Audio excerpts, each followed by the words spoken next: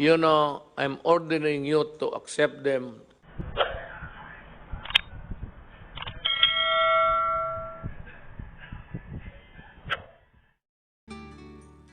I remember distinctly very well that noong napag-usapan yung 200 billion ang bibigay ng Congress, sinabi ko sa Tagalog, although broken, because I really do not know how to talk well. It's a mixture of Visayan and Tagalog in Davao.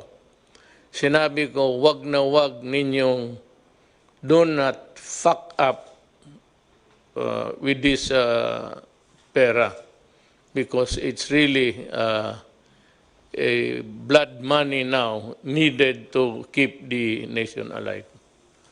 So wala akong I would listen to Secretary Duque. But I gave him the instruction and I admit it in public now, sabi ko sa kanya, do everything you can. Sabi niya, there's so many proposals. So I do not care. If it's not cheap, if it is expensive, just go ahead and do something about it. Kasi ipit na tayo dito. And those were the early days. I remember yung ipit ako, I was boxed in a corner. Sabi ko sa even the task force, please do something about it. And the task force is a task force. It's composed of many talents there. Kung ang utos nanggaling sa akin, correct, tama yan. Ako ang nag-utos sa akin, sa sarili ko, na sabihin kay Duque na gawain mo. Ngayon, do not tarry because sabi ko, there's no more room in the hospitals. And alam mo, sa totoo lang, a pandemic is a pandemic. It occurs maybe every, I don't know. But noong panahon ng, well, that was the Spanish flu just before the First World War. Yung talagang maraming milyon ang namatay. But with the advances of science, it's because we were able to come up with the vaccine. The germs are still here, but they can no longer inflict damage on the next generation kasi nabakunahan na lahat. But to say na nawala, you do not kill bacteria and viruses. They linger on for as long as mankind is in this planet. Hindi talaga nawawala yan. Sabihin mo yung diphtheria, well, hindi yan. A vaccine cannot kill. It's the body that provides the defense against those microbes. Ito ngayon, wala pang bakuna. So gusto ko lang malaman ng sambayan ng Pilipino na I take full responsibility ng utos ko na magdalian mo. Wala akong pakialam kung saan ka magkuha, magnakaw ka. And I remember saying it, I do not care whether you go and steal, borrow, or kill a person to get what needs to be done. We would want to start with some explanation to be given by Yusek Lau on the purchase of PPEs and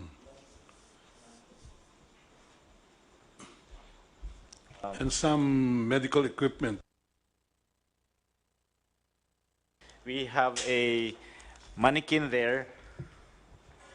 That is the complete set of the personal protective equipment for a medical personnel to wear.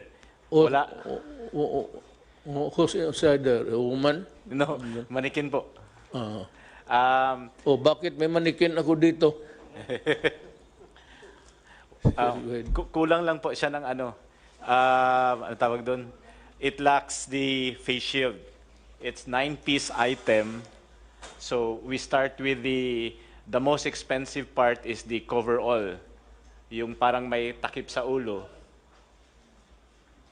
Okay. This is the coverall. It has a blue strip, which is very. This is one of the marks of a very expensive coverall protection gear. This is what we call as Ebola level. Ang Ebola level, it can actually stop even air transmissible viruses. Ano siya? It's lightweight and it's non-woven. May heat seal. Even the sewn portion is covered to make sure that pag nagkaroon tayo ng spill, air or liquid, hindi papasok sa balat or sa clothing ng mga doctors. So when you go international, lahat sila itong sinusuot.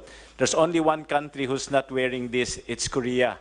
Korea has the same item but no heat seal. That's why even yung Korea companies that's trying to provide supply sa Philippines, we cannot accept their item because it's not heat sealed.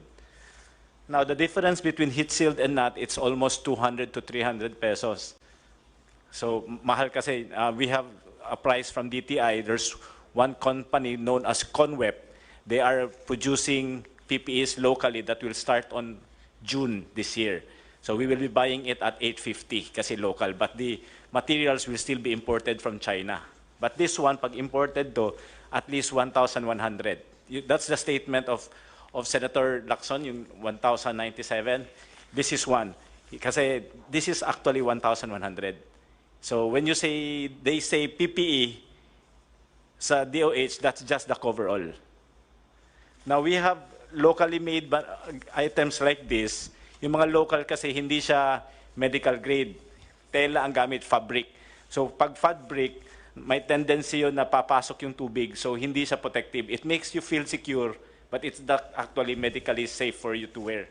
So let me interrupt you. Yes, sir.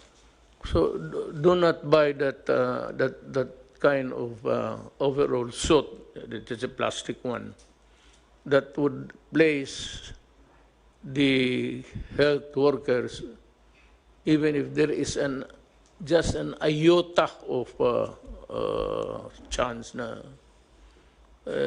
buhay yan. Tama yan. Yun ang binili mo? Yes po, this Tama high yan. grade po. Yes. Tama yan. Walang problema. There is a standard set by DOH and FDA.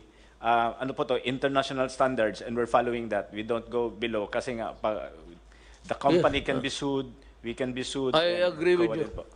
Then the next po, we have the goggles. Yung goggles natin, there are many types of goggles. That goggles po, meron siyang butas but not direct. Pag direct kasi, pag may fluid, papasok siya. So may ventilation, but it's called the ventilation na indirect kasi may valve. So air can come in to make sure you will not perspire. The goggles is anti-fog para hindi siya mag-fog. And at the same time, may ventilation so that there will be no moisture. So pag wala siyang ganun, ang tendency you sweat, magpuputi-puti. The next one is we have two types of mask pinapasuot natin sa kanila. Both. We have the N95 or the KN95 and we have the surgical mask. Where is the other one? Nandun po. The other is a surgical. The blue one is the surgical, the white one is the KN95. Okay. It's the standard set by DOH, double mask po dapat ang suotin. And after that, we have the lab gown. The lab gown is isolation level. So the coverall is protective level, even air and water, hindi makapasok. The lab gown is isolation level. It means pag nilagyan mo siya ng tubig, hindi papasok. Pag nilagyan mo ng pressure, saka tatagos yung tubig. So there are a lot of cheaper lab gowns, but they cannot pass kasi po pag nilagyan mo ng tubig, tatagos lang. So it makes you feel safe, but medically, if you're not aware, you are risking your life if you do that. Okay, let me again, pardon. Sinong nagbigay ng specification? DOH and FDA po. Okay. So it's more expensive. Yes po, because it has to meet the standards. Ito po lahat naka-standardized. Even the gloves, sir, is it's powder-free, textured, and either latex or nitrile. Hindi pwede yung PVC or other types kasi masyadong manipis and hindi medical grade. And ang advantage po lahat ng sinusuot ng mga doctors natin, kahit yung head cover and shoe cover, it does not promote growth of viruses and bacteria, which is very important. Kaya hindi po pwede yung reusable. May binibenta mga reusable sa market. They offer it to us, we send it to DOH. Ang risk kasi pag reusable, pag hindi siya maayos, pwede ka mag-contaminate. That's the explanation to us given by DOH. So it's high risk. Again, I interrupt you. Do not ever do that. Yes, sir. You just throw it away. Yes, sir. If you place a person in jeopardy, he is working, lalo na yung mga doktor, they're fighting for life. Tapon mo na yan. That's the reason why we are spending money. And we will spend money. I said we can always sell everything that we have. Tapon na ninyo yung, kasi I read. Yes, sir. So sa kanila, yung sabulo, goes into the trash can pagkatapos. Paghubad nila, tapo na sa trash can.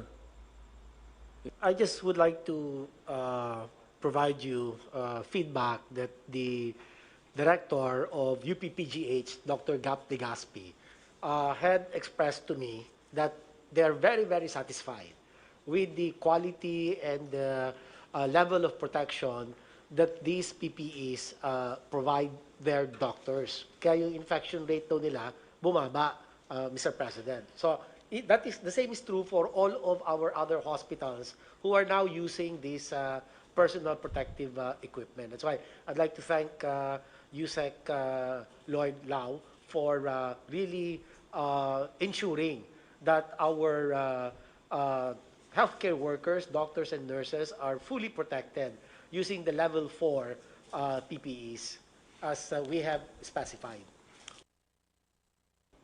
Pag panahong ito, medyo some say na nag-flat na tayo. But ang problema, the number of cases is going high, some 14319, 14,319. Sabagay, the only good thing there going in our favor was that the recovery rate is very high. 3,323 ang death, 5 lang bago. Total active cases 10,000 lang. Ano ba talaga itong, are we on the second, third, fourth, or fifth wave? Or no wave at all? Mr. President, we're actually on the first major wave, major po, of sustained community transmission. Yung pong nabanggit ko na second wave and my assumption, my statement was based on the article that was published by Dr. John Wong of the Epimetrics. Dr. John Wong sits as one of the expert advisors of the Interagency Task Force on Emerging Infectious Disease. And to him, as an epidemiologist, a top epidemiologist, he considers that the 3 first cases in the Philippines, although imported, would represent a minor wave. Maliit na wave lang ho siya, sir. Tapos nagkaroon po tayo ng lull of about a month, the whole of February, and then March, nagkaroon po tayo ng mga umpisang reported cases. Alam mo, huwag ka masyadong touchy sa issues because always there will be pro and cons. Pakinggan na lang natin because this is a democracy. Kaya lang, but democracy, there is the favor of attacks. Issues plus attacking the guy personally. So alam ko ikaw, you're hard-pressed. And I know your situation. You just tell us if that is the one that's in your the gray matter between your ears. Eh, di sabihin mo, ayaw ninyo maniwala, bahala kayo, basta ito yung akin. So maybe you should adopt that kind of attitude. So be it. If I committed the wrong, as long as there is no malice there, kaya ito ng expensive. Hearing out now ni Atty. Lau, tama siya. And I would even caution when I said, do not recycle. Because recycle, you have to, yan ang ayaw ko. In recycling, you have to worry whether or not it will cause a new infection. And worse, it would affect the user. Ang user niyan, ang mga doktor. O ang akin nandito is, I'm looking for, what I'm interested to know is that, is there graft and corruption there? Was dirty money change hands? Kaya talagang, pagkaya na, wala na tayong pinag-usapan, talagang mag-iwalay-iwalay tayo. Pero kung sabi ka lang, nagkamali ka, as it is, yung sabi mahal-mahal ng ano, ito nga yung panahon ng, I said, at the height of the contagion, wala naman akong narinig putang na gustong tumulong. Ngayon sa tayo, sabi, umaabot sa akin, meron dito, meron doon. So, sabi ko, papunta, si Bong, papuntahin mo sila dito at dalhin nila yung produkto. Kaya para tawagin natin ibigay natin sa Interagency Task Force. Wala naman. Let me ask you this very crucial question. I just want to be satisfied, really. Ano itong sinasabi nilang mas mura doon at itong ko na mag-asawang spouses ko are the dealers of itong yung nabili ninyo at mahal? Oh, is there really a price difference there or haka-haka lang nila yan? I do not know these two personalities. Ito pong ko. Somebody might know about this couple. Perhaps, I don't know if Yusek Lloyd. Ito yung nagpabili. Ahente. Yes, Mr. President, they have offered to sell. They are owners of, I think, Omnibus.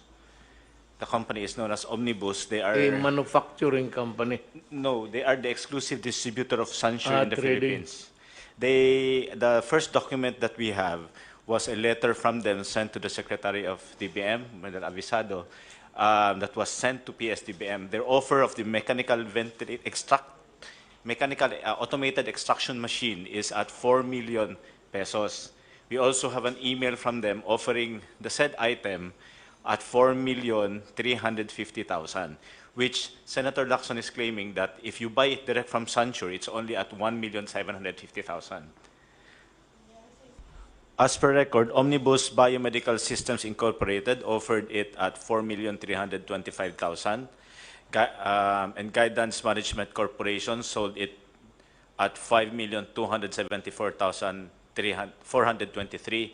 Filanaserve Incorporated at 7,740,000. These are all domestic corporations selling Sansure equipment in the Philippines.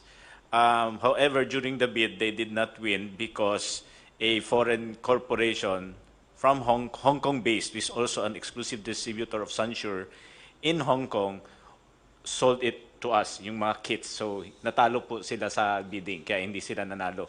But they are complaining, why are we not respecting their exclusive distributorship? I think it was correct that it reached Sansure Corporation because we were discussing with Ambassador Wang through the Chief of Protocol, Robert Borge, complaining about these issues. The officers from Sansure actually went to the Philippines. I met them last Friday and also yesterday, we met them over lunch sa DBM, and we personally requested that if they sell directly to the Philippines, and they're willing to forego of Omnibus, because they were actually negotiating that since they have relationship with Omnibus, can they use it as distributor, and they are willing to reduce the price. I think Omnibus is willing to reduce the price. But I made a statement, categorical express statement, that we are no longer willing to discuss with Sansure if they go through Omnibus, because they were given a chance before when the government really needed it, and they gave us a very high price and threw the ball to us that you can only deal with us because we're the exclusive distributor in the Philippines. So if we allow them to distribute now at a lower price, we're giving them a reward for what they have done before. Now that we can go direct to Sansure, we suggest that we bypass them, because we can get it cheaper. Second, they should pay for what they have done before. Kasi nagipit tayo, hindi tayo makalipad. Kasi meron tayong mga restrictions and all. They're the only ones who are connected to Sansure, and they're selling it at least not less than double the price. And you cannot get it unless you pass through them. I think the same problem with the private sector. Okay. Anybody else? Anybody would like to? Yes, Secretary Roque. Yes, sir. Ang punto ko lang po, meron tayong existing law against profiteering, defined as taking advantage of a national emergency, and there's also a provision in the Bayanihan Act. And I think from what we heard from at least Project ARC, no, this is very serious kasi nga, the only source that we can get these PCR machineries and kit is from Sansure now, and there was really almost an attempt to blackmail us into buying something very expensive. No? And that's why I thought baka meron talagang basis para imbestigahan po itong kokopol ng NBI, no, for profiteering and hoarding under the special law on anti-profiteering and under the Bayanihan Act. Thank you po. O sige, we will act accordingly in the course of maybe we'll be able to give a statement to the public latest about 3 days. Nakatambak yung papel ko sa opisina, so that everything will be presented to the public in black and white with the corresponding explanations. And NBI should study the matter very, very carefully. Kasi alam mo, itong mga putang inang negosyanteng to, whether it's really an issue of humanity and the greed, yung hoarding na ano, you cannot, it's part of the business practices which you may call not even obnoxious. It's repulsive to the human mind when you start to think about it. But let's look at it on what it is legally. Sans the maybe yung mga suspicion, whether it is like that. After all, it's not easy to charge a person. I still believe in the, if the NBI has the probable cause, then go ahead. But I still believe in the what accruing to government people working, the presumption of regularity in the performance of their duties. Dito na naman tayo sa a more serious problem coming up is the issue of the OFWs coming in. Sa pagka ngayon, meron tayong 24,000 stranded in Manila. And they are stranded in the sense that they are not allowed or they cannot go home because the local governments are not accepting them. are not accepting them. So, merong mga pronouncement na ang policy na they will not accept returning OFWs. Ang masama nito, kasi pag ganun ang behavior natin, Secretary Bello says that there are about 302 coming in a short while, and 62,000, 302 and 62,000 are expected to arrive as soon as our airports are open. No, in the, not really confusion, but in the desire to protect their respective territories, ganon man. And I can say that if that is the way they would handle it, like somebody who's really a chieftain of a city or province during a pandemic time, okay yan. Pero alam mo, hindi naman lahat talaga nagkasakit. And it is very cruel actually to deny them to go home. Nandito yan sila sa hotel because they are not, or they cannot go home. First, because of lack of money and resources. So I have instructed, was it last night, through Secretary Roque, that I am ordering the use of all government assets, whether it's really the air or the sea or the transportation owned by government, that they should be utilized in accepting and probably delivering them to their, if possible, delivering them to their homes, to their families. Na itong coming na 302 is it's a big worry. Now, yung 62 na dadating shortly, pag hindi ninyo tinanggap yan, makagulo tayo ang Pilipinas. Now, let me be very clear. Let me talk about legality para wala tayong sakit ng loob. Nobody but nobody can really stifle the right of whether he is traveling and working outside and coming in, going home. Nagkaroon lang itong temporary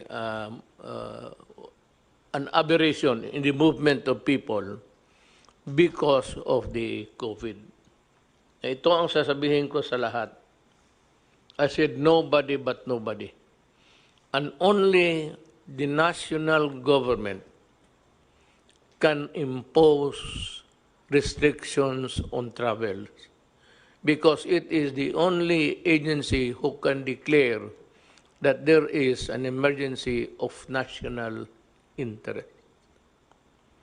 The issue is national interest. And that power of declaration is not shared by anybody. It's the national government. Ngayon, may mga syudad na ayaw nilang tanggapin. You know, I'm ordering you to accept them, open the gates of your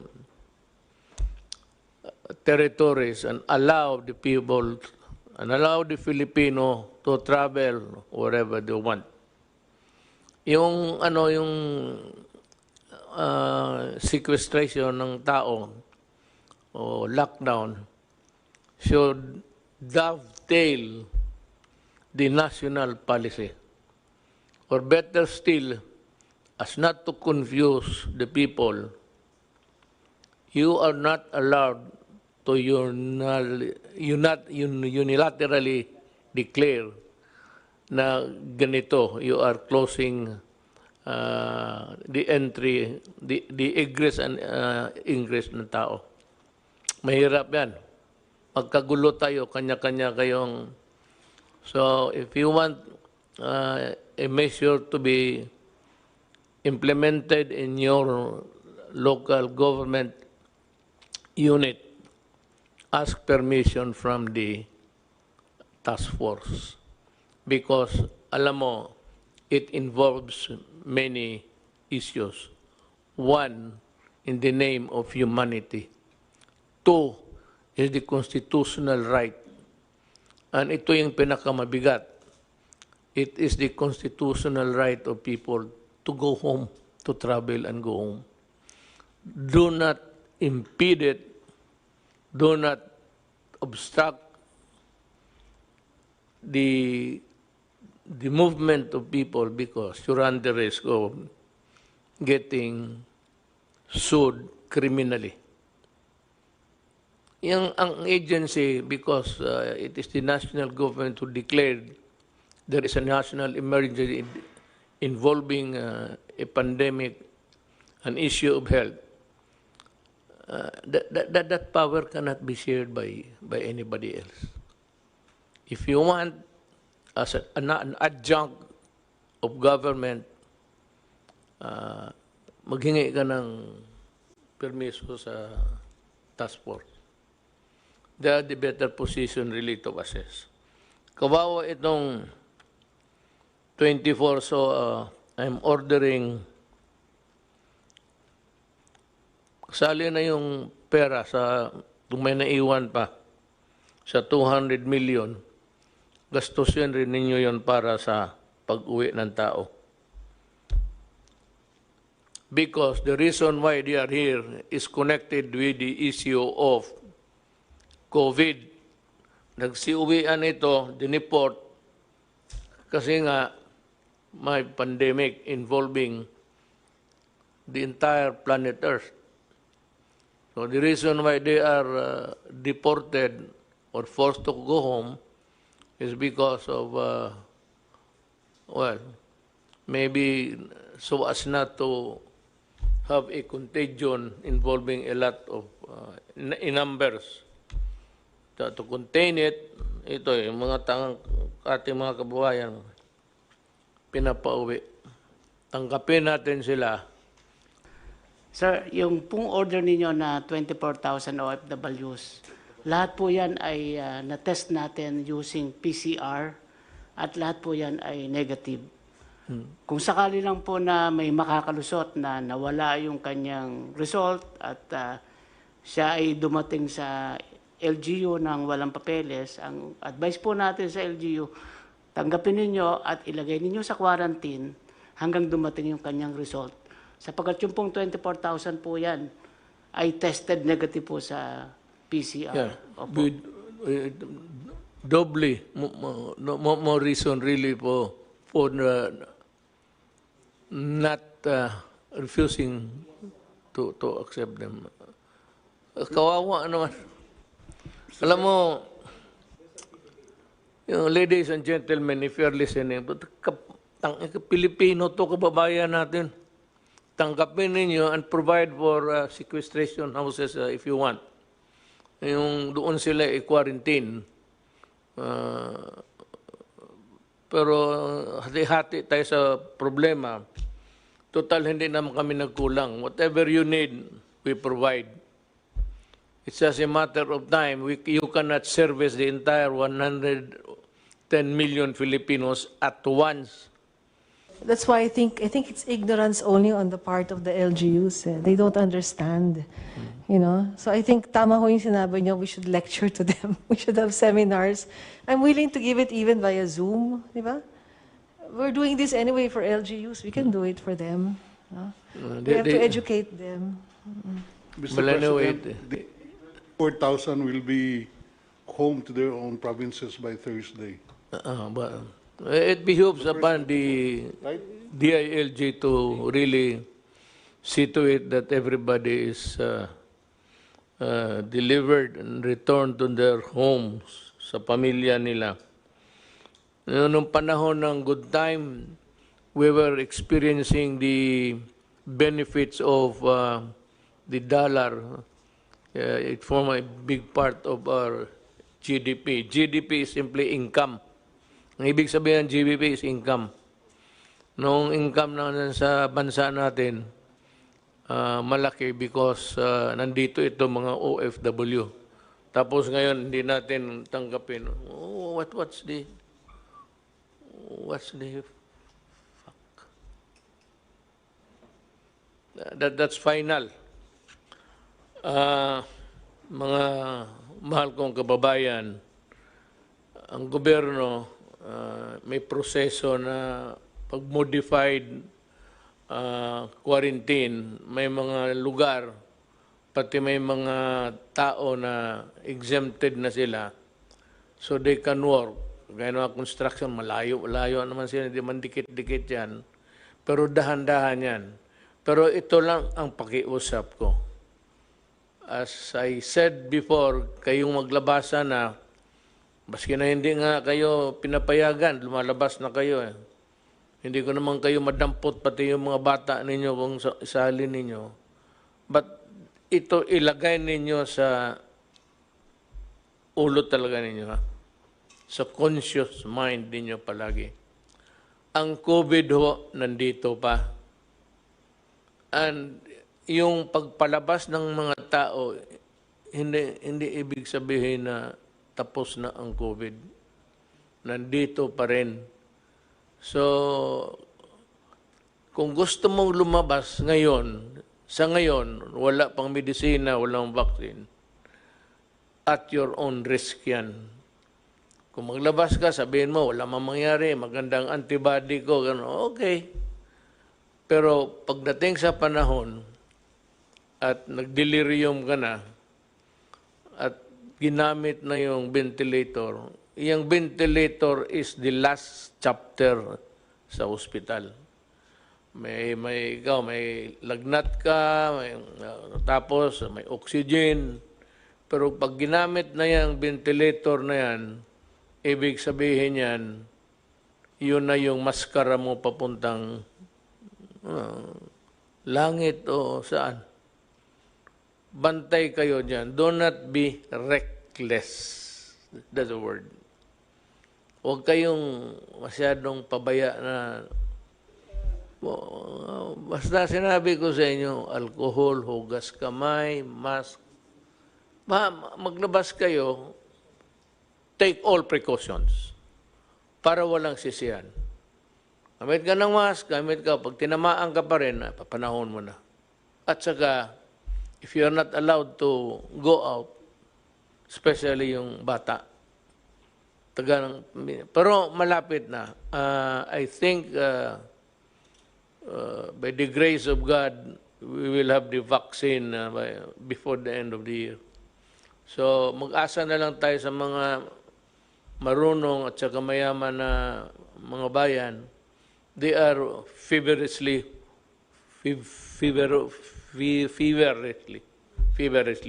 working on it.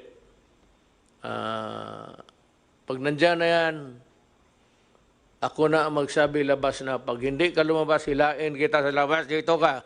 Sige, pasyal na kayo. Kaya may bakuna na yan. Bakuna muna tayo, tapos bahala na. But without the vaccine, it's really danger. It spells disaster. So, mask, hugas kamay. Mga bata, wag muna. Yung opening ng classes, that's a very... I will not allow the opening of classes na magdikit-dikit yung mga bata. No? Bahala na, hindi na makatapos. For this generation, wala na matapos na doktor, pati engineer. Wala.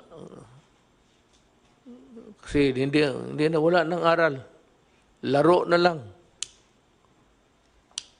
Unless I am sure that they are really safe. It's useless to be talking about opening of classes. That's probably bad. Para sa akin, bakuna muna.